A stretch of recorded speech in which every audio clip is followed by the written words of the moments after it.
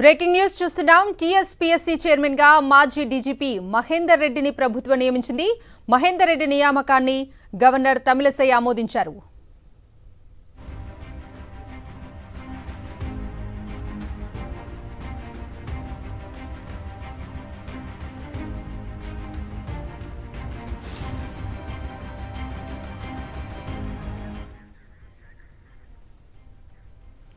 TSPSC chairman గా మాజీ DGP Mahender రెడ్డిని ప్రభుత్వం నియమించింది.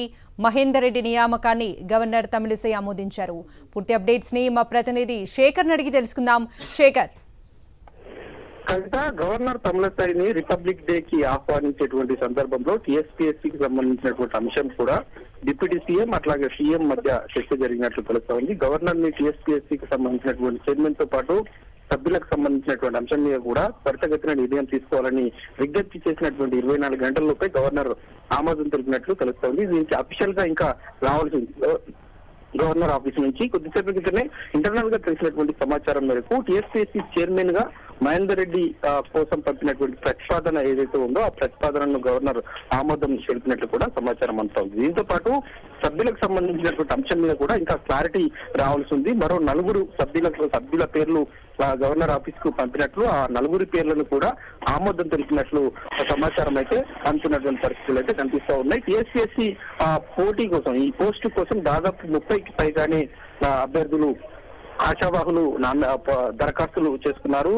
ఏదైతే స్క్రూటినీకి సంబంధించినటువంటి ప్రభుత్వం ఏర్పాటు చేసినటువంటి కమిటీ ఏదైతే ఉందో ఆ కమిటీ ఫైనల్ గా మహేందర్ రెడ్డి పేరును ఫైనలైజ్ చేస్తూ ఆయన పేరును ప్రతిపాదన చేసినట్లు కూడా సమాచారం ప్రతిపాదన చేశారు. దాన్ని గవర్నర్ కూడా ఆమోదించినట్లు తెలుస్తా ఉంది. ఇక టీఎస్పీఎస్సీకి సంబంధించినటువంటి చైర్మన్ పదవి కోసం 62 సంవత్సరాలు వయసు లిమిట్ ఉంది. ప్రస్తుతం మహేందర్ రెడ్డి వయసు 61 సంవత్సరాల 1 నెల నిండినటువంటి నేపథ్యంలో 10 నెలలు మాత్రమే ఆయనకు అవకాశం ఉంది. కానీ ఈ 10 నెలల్లో టీఎస్పీఎస్సీ వ్యవస్థనంతా కూడా చెక్ చేయడమే కాకుండా ఈ 10 నెలల లోపు టీఎస్పీఎస్సీకి సంబంధించినటువంటి చట్టంలో మార్పులు కావచ్చు, అదేవిధంగా గైడ్ లైన్స్ కు సంబంధించినటువంటి ఎగ్జామినేషన్స్ గైడ్ లైన్స్ ఏవైతే ఉన్నాయో వాటిలో మార్పు చేసేటువంటి అవకాశం ఉన్నట్లు కూడా సమాచారం అంతా ఉంది. యూపీఎస్సీ తరహాలోనే టీఎస్పీఎస్సీకి సంబంధించినటువంటి వ్యవహార శైలి కూడా భవిష్యత్తులో ఉండబోతుంది అన్నట్లు ప్రభుత్వం ఈ మధ్య కాలంలోనే ప్రకటన చేసింది. యూపీఎస్సీకి సంబంధించినటువంటి సభ్యులతో కూడా ప్రభుత్వం భేటీని నిర్వహించి చర్చలు జరిపి దానికి సంబంధించినటువంటి సమాచారాన్ని కూడా తీసుకున్నటువంటి పరిస్థితులు ఉన్నాయి. కాబట్టి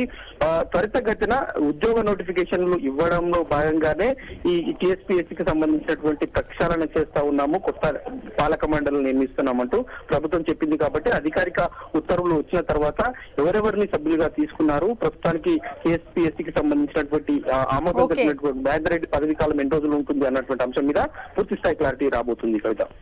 okay Shekhar, thank you for the updates.